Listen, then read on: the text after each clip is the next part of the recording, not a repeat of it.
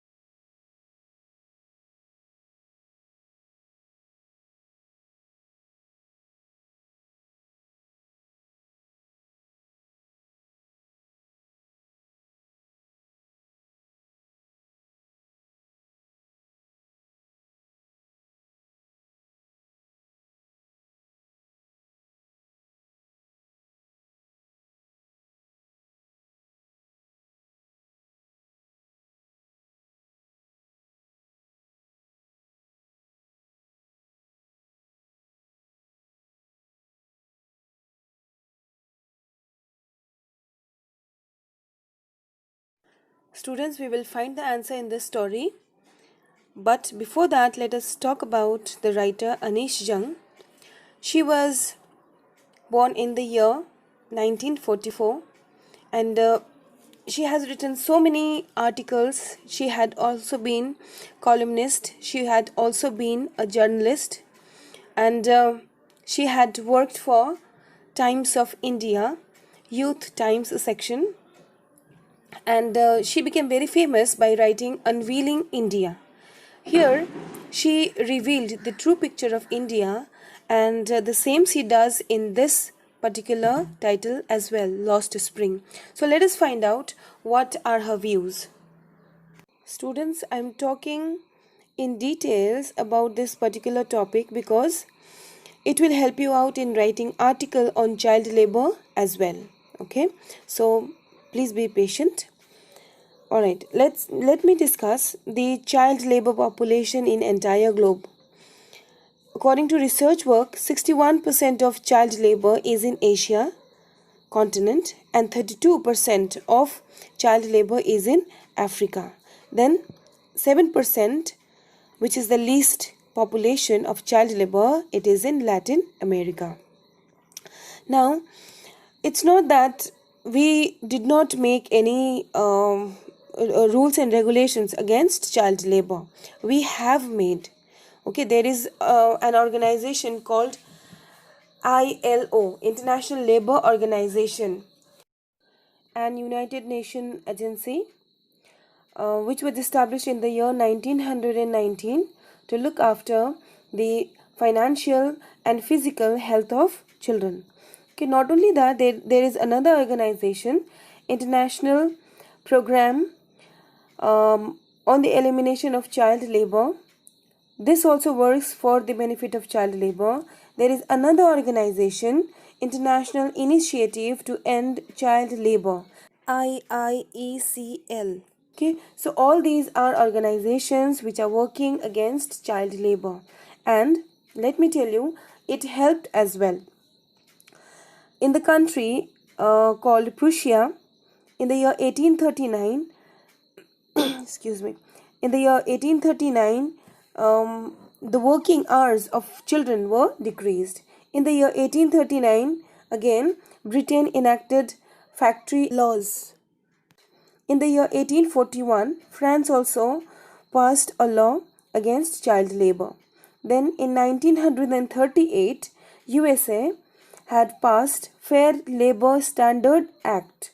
Okay, not only that, UNICEF is continuously working for the upliftment of children, okay, in this regard.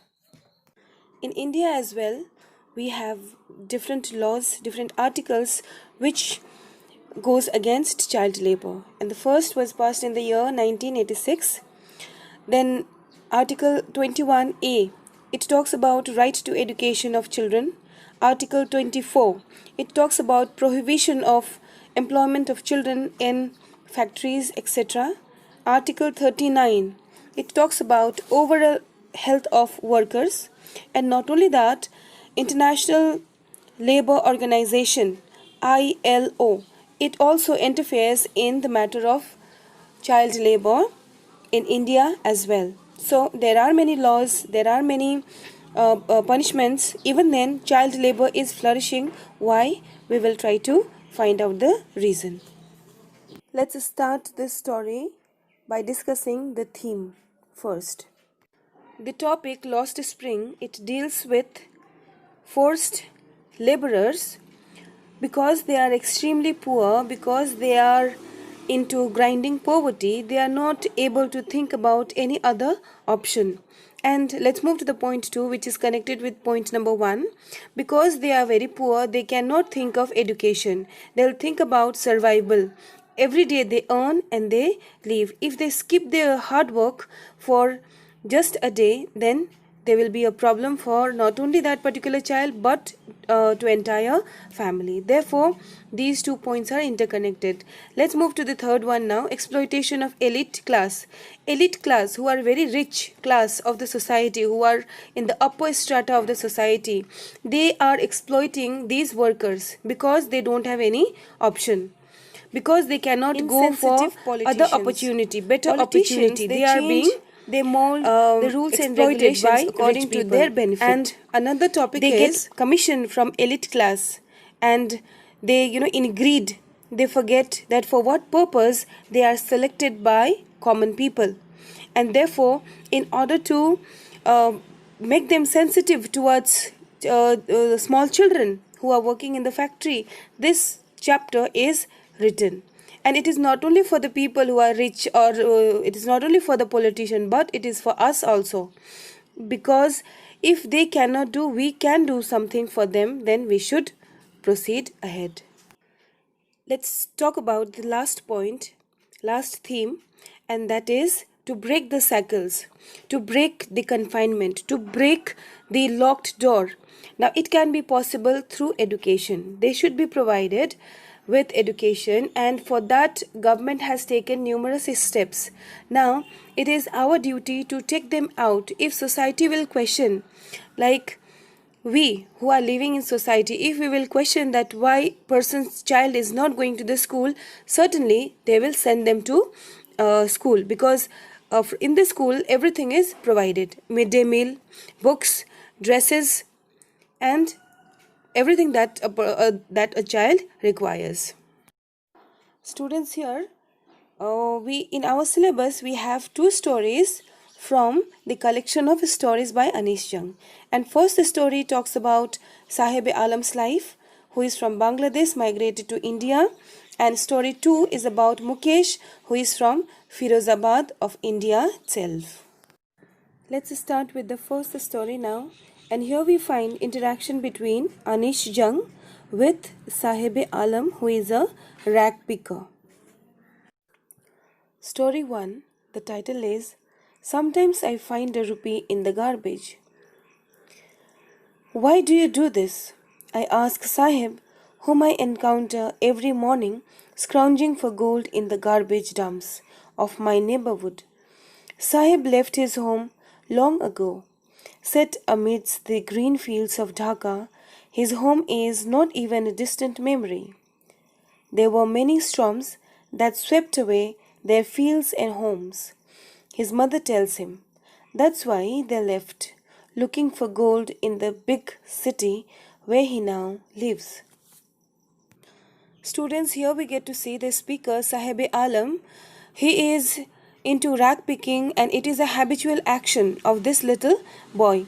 He does not have any other option. Every day he comes out of his home and he tries to find out something important in the garbage. It could be gold, it could be plastic, it could be cloth, it could be shoes, it could be any item which he can sell and get some money for his family to survive. And he says that he had to get into this profession. It is because he is migrated to India, and there is nothing left in Bangladesh. He had green fields, but it is destroyed in a storm. And in India, there is no other option than rag picking for him.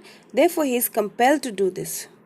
And students, here in this paragraph, based on examination point of view, you must remember the literary device that is used here in scrounging for gold in the garbage dumps. Here, the writer uses hyperbole or exaggeration, because that the trivial thing like plastic, cloth and shoes, remnants, etc. are compared with gold. So it is overstatement, it is exaggeration. The writer is talking, high about something. That is why it is hyperbole, and you need to remember it for examination. Let's move to the next para now. I have nothing else to do, he mutters, looking away. Go to school, I say glibly, realizing immediately how hollow the advice must sound. There is no school in my neighborhood. When they build one, I'll go. If I start a school, will you come? I ask, half joking. Yes, he says, smiling broadly. A few days later, I see him running up to me. Is your school ready? It takes a longer to build a school, I say, embarrassed at having made a promise that was not meant. But promises like mine abound in every corner of his bleak world. Sahib Alam is very much enthusiastic to go to school, but in his locality there is no such educational institutions where he can go and learn. It is because they are living in a tent, they are refugees, they are illegal residents of that particular area. So nobody thinks about their development, nobody thinks about establishing, constructing schools out there. During elections, A hope erupts in their hearts as they represent a large vote bank for politicians.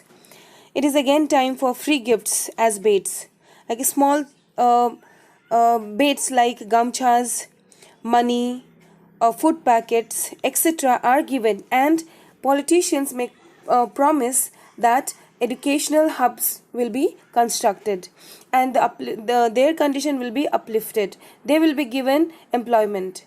They will be made skilled. Okay, but all these promises go in vain after the election gets over. So Anees Jung realizes that even she had made a fake promise, because of which Sahib-e-Alam had become disheartened after knowing that the school is not ready as Anees Jung had promised. Here, Anees Jung had made casual remarks. He just wanted to know willingness of Sahib-e-Alam. It was not that she is going to construct a school. Let's move further. After months of knowing him, I ask him his name. Sahib-e-Alam, he announces. He does not know what it means. If he knew its meaning, Lord of the universe, he would have a hard time believing it. Unaware of what his name represents, he roams the streets with his friends, an army of barefoot boys who appear like the morning birds and disappear at noon. Over the months, I have come to recognize each of them. Gradually, Anees Jung knew each and every rag picker. Now here, when Sahib-e-Alam was asked about his name, he says Sahib-e-Alam, but he does not know the meaning of it. According to meaning of his name, he is the Lord of Universe. But Sahib is a poverty-stricken, barefooted, homeless rag picker who scrounges, who searches the garbage dumps of Delhi in search of livelihood. So it is so ironical that the person who is uh, according to his name, she is the Lord of Universe who provides food, who provides protection to entire mankind. Okay, but Sahib-e-Alam is a rag picker. So he is contrast to his name. This is very important question, and another important question from this paragraph is an army of barefoot boys who appear like the morning birds and disappear at noon. Now here, what do we see? Two literary devices are used. First one is metaphor of quantity, not quality. Okay, and second one is simile. Army of barefoot boys is a metaphor because it is describing the largeness of the group, and like birds is a simile where the boys has been compared to the scavenger birds hunting around these dumps. Okay, just like the birds, the rag picker boys are free spirited and enjoy the revel in their freedom, enjoy their celebration, enjoy their merriment in their freedom. I hope it's clear. Now let's move to the further lines. Why aren't you wearing chappals? I ask one. My mother did not bring them down from the shelf. He answers simply. Even if she did, he will throw him off, adds another who is wearing shoes that do not match. When I comment on it, he shuffles his feet and says nothing. I want shoes, says the third boy who has never owned a pair all his life. Traveling across the country, I have seen children walking barefoot in cities, on village roads.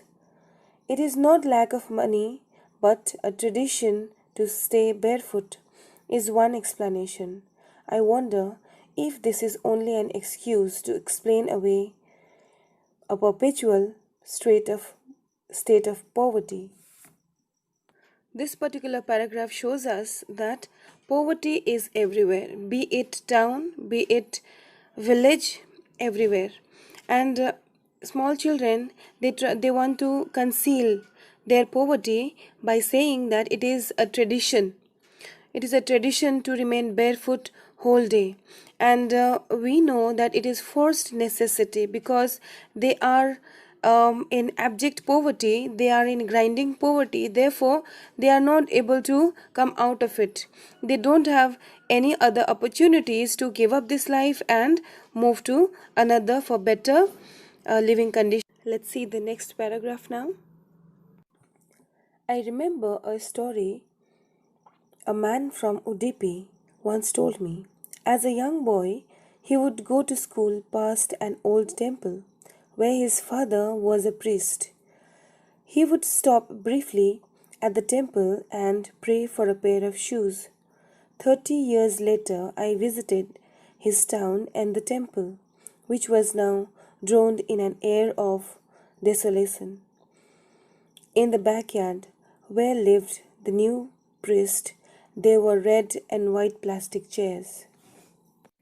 Here, the writer narrates a story told to her by a man from Udupi. And Udupi is a city in the southwest Indian states of Karnataka, which is known for Krishna temple specially. So, when he was a young boy, he would walk to the school. On the way, he would cross a temple where his father worked as a priest. He would stop at the temple and pray to God to bless him with a pair of shoes. After 30 years, see, that particular boy's wish was not fulfilled then and there. But after 30 years, the writer visited the town and the temple. Now the place was nearly empty. The new priest lived in the backyard of the temple, and there the writer could see little bit development because there were plastic chairs, and a young boy came running. He was wearing grey colored school uniform. It means education was also flourishing gradually in that Udupi city. The writer wants to say that the financial position of the priest at the temple had improved over the last 30 years. Now, he could afford education for his children, and she was also reminded of another boy from that very city only who got a pair of shoes. He had prayed to goddess that he may never lose the shoes that he had got. Here, the goddess had granted his prayer, as the boy never lost his footwear after that. This particular paragraph and the two incidences shows that the underprivileged value anything that they get because they have been longing for it. Here, the concern of writer is that after 30 years also, very little insignificant development has been seen, whereas in other places there is drastic changes. Therefore, writer says that the pace of development should be doubled in order to ease the life of common people. Let's move further in this story. A young boy dressed in a grey uniform, wearing socks and shoes, arrived panting and threw his school bag on a folding bed. Looking at the boy, I remembered the prayer another boy had made to the goddess when he had finally got a pair of shoes. Let me never lose them. The goddess had granted his prayer. Young boys like the son of the priest now wore shoes, but many others, like the rag pickers in my neighborhood, remain shoeless. Students, I have already told you that in one of the cities of Udupi, a few of the development can be seen. Now, when we compare Udupi and Simapuri of Delhi, where Sahib-e-Alam lives along with his family members, there we see no improvement at all, even after many years that they had been living in Delhi. Children living in slums are a very unfortunate lot.